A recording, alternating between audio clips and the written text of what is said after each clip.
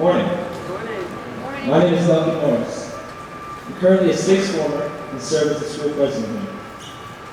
It is my honor to introduce this year's Leadership Convocation keynote speaker. This series highlights leadership lessons taught and learned here at Salisbury and applied in today's world. Lucas Watson is Google's Vice President of Global Brand Solutions. In this role, Lucas is responsible for building Google's brand advertising business. Helping companies build stronger and more trusted brands through Google-based solutions is Lucas' primary mission. Lucas teams work with the largest brands in the world like Coca-Cola and the small and medium-sized brands that are the engine of the world's economy. Google's brand-building solutions are built on a backbone of Google's market-leading properties, such as YouTube, the Google Display, Android, Google+, and Google Search. Lucas holds a Master's in Business Administration with a major in Marketing from Boston College's Carroll School of Management and a Bachelor's in Economics and Math from Hamilton College. Lucas is a 1990 graduate of Salisbury, where he was editor of the school newspaper, captain of the football team, but more importantly, captain of the baseball team, where he earned his nickname Looper from the Bad News Bears. In the class of 1990 yearbook next to his photo, Lucas wrote, "Hamilton College early decision, I hope." That and so much more came true for this Salisbury alum. Lucas and his wife Suzanne live in Menlo Park, California, with their 4 young children. In his spare time, Lucas is dedicated to golf, running, and anything on the ocean. Ladies and gentlemen, please welcome Lucas Watson.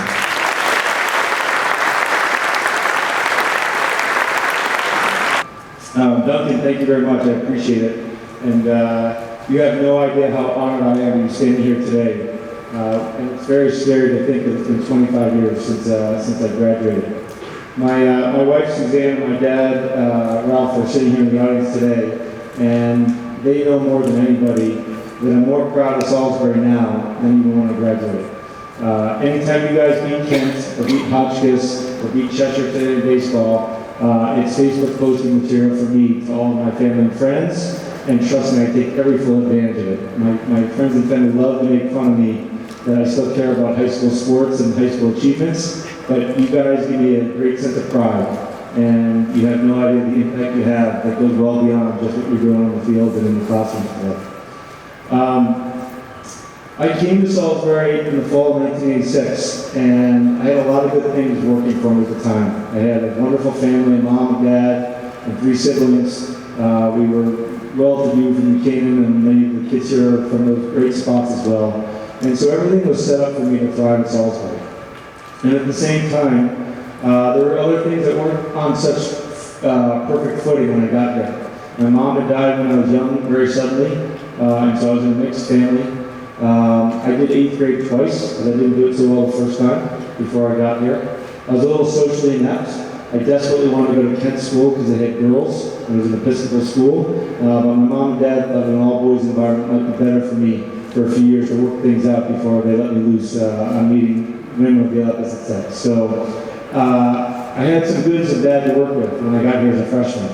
The other thing is, when I started my first football game as the quarterback at Salisbury as a sophomore, I was a whopping 6'3" and 127 pounds. Yeah. So I don't think I might have made the football team or started as a sophomore on today's team, but I didn't have everything going at the time. And I look back 30 years later, and I've had an incredible run and a very lucky experience. I did go to Hamilton. I got a chance to continue in math and economics. And I also got to play football and baseball there, albeit we weren't very good, but I did get to participate, and I really appreciate that opportunity. And I've had a wonderful family life and career since then. I met my wife Suzanne, what is now 18 years ago. We'll celebrate our 15th anniversary here in about a month. And we have 4 amazing children. We have Naomi, who's 9, Teddy, who's 7, Wagner, who's 4, and Susie, who is 1. So it's a full house and full life. And from a career standpoint, my dad always used to mention that, gosh, he wished that he had learned the concept of leadership earlier in his career when he was an executive. And he always talked about how Procter & Gamble and General Electric were these great places to learn leadership. And so I promptly went out and got job offers from General Electric and Procter & Gamble because I wanted to be a leader. And I love marketing, I love brand building, I love the thought of connecting with people and things that matter in their lives. And so I went to work for P&G with the dream that I would have my entire career there. And I always wanted to rise up through the ranks. It was a promote from within culture. It felt a lot like Salisbury, where you sort of build a culture that is meaningful to the company. And I was there for 17 years. In fact, Suzanne worked with me and we worked together. And for many years, if you ever bought a bag of Pampers or you bought a bottle of Tide, that was my wife and I selling it to you as we ran those two brands for many, many good years. And in the last 4 years of my life, it's taken a little bit of a turn which I didn't plan, or we didn't plan. And we were on the verge of moving to Panama to live by the Panama Canal, and we were going to run businesses in Latin America for P&G. And yet Google, which is a company that didn't exist when I graduated from Salisbury, came calling and said, we'd like you to come join us out on the West Coast and help us learn how to sell our products back to brand advertisers like Procter & Gamble. And so in a moment of, like, I guess you'd call it a midlife crisis, it doesn't seem like that crazy of a choice now, but I have to be honest, when you spent 17 years in one place and you have dreams of running the company, and you put that much into it and you're that close to getting there, to then walk away from it is a scary decision, particularly working in an industry that you have no idea what you're doing there. And yet my wife and I we took the plunge and we moved west, and we now live in California. And my wife became the chief marketing officer of a company called GoPro. You may have heard of the little cameras that you use. And I went on to run brand solutions for Google, where I now have helped turn YouTube into what I hope will be the greatest brand building platform of the next generation. We talked this morning a little bit in Mr. McChristey's class about the impact of having access to information and knowledge from around the world and how it's changing the world because of that. And that's what gets me excited about what I do every day. So they asked me to speak a little bit about leadership, and in reflecting about what the heck could I tell, all the boys here are probably going, I got about 27 minutes till my game starts, and the last thing I want to do is sit here and listen to one more class or one more life lesson before I get to go play my game. And I know that's exactly how I would feel if I was sitting in their shoes. So I'll try to keep it quick, and I'll just give you a couple thoughts that I've reflected on. But I also was interested in leadership, and I probably thought I was a leader when I was at Salisbury. In title, right, I was the captain of the football team, I was the captain of the baseball team, I was the editor of the newspaper. And so one thought, gosh, I was a leader, right? But actually, with the benefit of 30 years of hindsight, I look back on it now, and I realized what I probably really liked was just the control that came with it. I like to be in charge of the football play, I like to write the articles that were in the newspaper, but it was all about me, right? It was sort of like I wanted to run the show. And I had no idea how little I knew about leadership when I was at Salisbury and how much I've learned over the last 30 years about leadership. And quite frankly, I'm still on my own journey trying to be the leader that I can be. And so, look, there's a lot of things we could talk about leadership and sort of what have I learned. And I sort of subscribed. I learned a concept at P&G called the 5E leadership model, which if you've never heard, is can you create a vision, envision a future for people? Can you energize others and get them excited about it? Can you enroll them in joining your team as opposed to some other team? Can you enable others who have barriers that they can't solve and help solve the problem for them? And can you execute and actually get things done? That's the way many teams here at Salisbury and many programs do. At the end of the day, it's about results and can you execute. So that's sort of the leadership model that I've always tried to learn from and tried to apply in what I do every day. But as I thought about, is that going to be relevant for you guys here today? It may be, and maybe just knowing the framework is nice. But I tried to think about what is it that's allowed me to keep progressing in my career and in life and allowed me to get better as a leader today than when I was 18 years ago at Salisbury. And I'd love to introduce to each of you that I think the one thing that I've benefited most and that I've learned about is the concept of learning agility. And I think it's relevant because if you think about it, when I graduated from Salisbury, the job I have today, the industry I work in today didn't exist.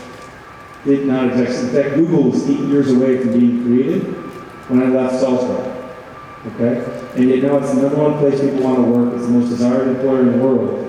And all of a sudden I'm working in an industry that you couldn't have trained for in Salisbury. There was no internet. Okay? We didn't have it. And so as you think about being 18 today, and you think about 25 years from now, when you guys are going to be leading this world, it's going to be a different world than you live in today, and you might not actually be able to envision the future. And by the way, from a leadership standpoint, when we were talking about leadership in 1990, we were talking about Jack Welch and General Electric, and that was the leadership model of the future. But if you actually step back and look at it today, many textbooks and many business leaders will challenge that that wasn't necessarily great leadership. And the leadership models we're talking about at Google today are very different from the ones we were talking about in 1990. So maybe the key to having success and having a career that you want to have is just to be agile enough to never stop learning. And so what the heck does that mean? What is learning agility? I don't know if there's an official definition, but I might just introduce it as the following. Number one is, are you actually genuinely interested? Do you have any curiosity at all? Do you actually take the time to explore something, or are you just going through the motions because you have to be in class, or you have to take a test, or you're trying to achieve something? I might introduce that true curiosity is a really powerful thing. The second is, are you humble enough to really learn? To be able to learn, you have to be not afraid to fail, and you have to be willing to admit that you don't know. And so humility in learning, I think, is super important. And then finally, are you willing to take the opportunity to try an experience that may not have been on your plan, or might feel a little unsafe or risky? Because that's often where the greatest growth and greatest learning comes from. So I want to give you 3 quick stories of like, how the heck does that come true, or what does it really mean? And then we can send everybody on their way. So when we moved to California 4 years ago, we had 4 young kids. And we live right next to Stanford University, right? And Stanford is a phenomenal university. It's like on the cutting edge of education. Every kid that goes there is incredible. And they have a preschool on the campus that you can send your kids to. And for any parent here who lives in New York City or lives in Silicon Valley knows that getting your kid into preschool is like 10 times harder than getting your kid into Stanford, okay? It's like the thing that's like super stressful for parents. We were lucky enough that when we moved, our landlord, who owned the house that we're renting, was on the admissions committee. So she helped us get our kids into this school called Bing. And so we go to Bing, and I'm the young dad with a couple of young kids, and I said, so what do you teach these kids at school, in preschool? And they said, well, we don't teach them anything. And I said, what do you mean you don't teach them anything? And they said, well, what classes do you do? Or what's the curriculum that you use? We don't have a curriculum. And I said, what do you mean? And I said, well, what's a typical day? And they said, it's whatever the kids want it to be. And so I walked home with Suzanne that night, and I'm like, this is crazy. We're paying a fortune to send kids, and all they do is run around and play all day, right? But when I came to learn what they meant, it was, we want to inspire children to actually love learning. And so we let them explore the things they're interested in, and we don't make learning a chore. And then when we find that they're interested in something, we just ask them questions to keep foster their learning and their development. So that all still sounds like total hooey to me, okay, from where I come from. And I'm like, this is total BS. But then all of a sudden, my son Teddy, who's 7 years old, okay, now he's in the regular school. My son Teddy basically taught himself to read.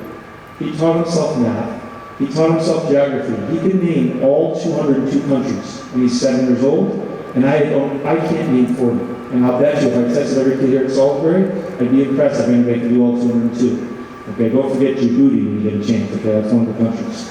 So the point being is he has this masterful love for learning. And now my only job as a parent is to not screw it up by making it a chore. So I'd ask to you, do you have true curiosity? Do you have true interest? Because from that will come learning agility. And if you don't go to class because you have to. Don't go to class just because Mr. McChrysty or Mr. Hall said you got to be there. Find something in every nugget of a class. Just find something you're interested in and go explore it. Even if it's a little off piece, a little off the plan, do something that makes you interested. And there's learning that happens everywhere around you, on the field, everywhere else, that you learn from. It can be in anything you want. But I think that the interest and curiosity is key to learning agility. Second quick story. Are you humble enough to learn? I had a wonderful dinner last night. We had across the road, and I was talking to Mr. Hall, Mr. McChristy, who to me are Kirk and Roman, and to see them today and how far they've changed from when we were in school. But what was interesting is that each of us had a mentor from Salisbury that fundamentally shaped our careers and our lives. For me, it was Mr. Walker. He was my Spanish teacher. He was my football coach, my baseball coach. And the number of hours he spent, I wish it was in this gym, but it was in the old gym across, up the hill, throwing footballs at basketball hoops and working on footwork and teaching me about the non-physical elements of leading a football team, and then challenging me to read Don Quixote in Spanish class. He spent 50,000 more hours than he had to giving his time to me. And all I had to do was be humble enough to want to learn from him. And for Kirk, it was Waymo. And none of you have heard the stories of Waymo. Waymo was the chaplain when we were here. He was also our football coach who didn't wear a helmet but played defensive line with the kids without a helmet on. He was a total nutcase. But Waymo was the vision for what Kirk has been his inspiration for his career. And listening to Ronan last night, it was Mr. Eads and Mr. Shortell who's here today. Those guys shaped what Ronan is today. And so you may not realize that when you're sitting here right now, but the most influential person in your career in your life is probably in this building right now, and you won't realize it until 20 years later. And so just be humble enough to admit that you don't know. You don't have a fear of failure. Be willing to learn, and you'd be shocked at how much learning agility you'll gain from that. And then finally, the last idea is just, are you willing to try a new experience that wasn't on the plan? Okay? Two of my greatest benefits in my work career were on things that were not on my plan. Okay? I was a newly promoted brand manager at P&G. It's like a dream job. You're the brand manager of Pampers.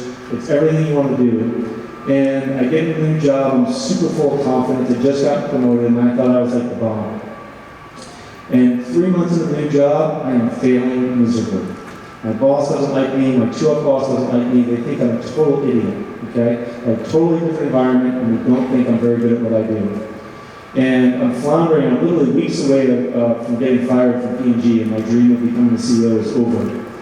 And luckily enough, I had one person who was a leader from Asia who had seen me in a meeting and said, I know you think that guy's an idiot, but I kind of like him.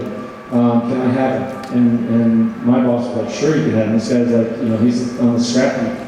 And so this guy, Kirk Perry, called me up and said, hey, I'd love you to come work for me in Asia. You're not going to thrive in the team you're in, but I'd like you to be on my team.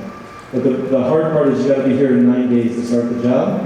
And my wife was, we were newly married. She just went to business school. She was a brand manager on Tide. And all of a sudden I said, I got to move to Asia.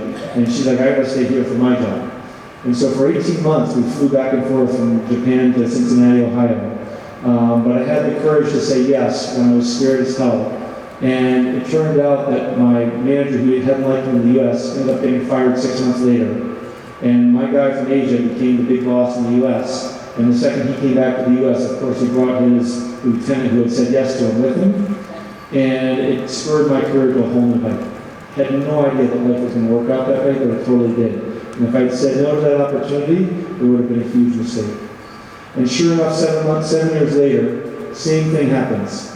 They say, we love what you're doing so much at P&G, we'd like you to go take a staff job. We want you to go teach the rest of the organization how to do digital marketing because you're doing it well on campus. And I'm like, you want to give me no people, no budget, and you want to take me off the brands and make me a staff person who works in corporate. Okay, that's like career death at P&G. And I was like, this is the worst thing that's ever happened in my career. I spent all this time for this company, and then they are going to put me in like a staff job. Once again, I had one mentor in my working career who said, Lucas, don't be an idiot, just take it. And I had no idea what he'd done at the time, but it was just sort of like the kick in the pants that I needed. And he said, this internet thing is going to be kind of a big deal, and if you build these skills, like it might set you up for career growth. Well, sure enough, 3 years later, we had transformed P&G. If you anybody here ever see Old Spice, like Hello Ladies, the name, Old Spice ad? Right, that was my team, and our teams went on to do a lot of good work like that. And 3 years later, P&G, which had been doing all this television and print advertising, was suddenly cutting deals with Facebook and with Google and Amazon, and was like becoming part of this new economy. And what had become a staff job suddenly made me the most valuable person inside the company. And sure enough, Google was like, gosh, we kind of made a lot of money selling advertising at P&G when Lucas figured out how to translate for these brands. And so they said, why don't you come work for us at Google? And so my whole Google opportunity, working for this company that everybody wants to work for, and being on this cutting edge of technology and living in this amazing place in California, none of it would have happened if I had said yes to the opportunity that looked to me like I was being put on the sidelines and on the back bench. So I just might suggest to you that once in a while you're going to face a fork in the road, and somebody's going to give you a chance to take an opportunity, and it's not going to be obvious to you that it's the right choice to say yes, but most people will tell you that when you lean in, and when you try the experience that seems less common, that's where the greatest growth and greatest learning comes from. So, as you think about developing your leadership skills, and what the world's going to be like 25 years from now, I just challenge each of you to develop some learning agility. Because it might get you closest to your development in terms of personal mastery. It might give you the greatest fulfillment from your life and from your career. So, I appreciate all the time, and I thought I'd just close with a quick story to show you how a little learning agility when I was 16 might have benefited me a little bit at Salisbury.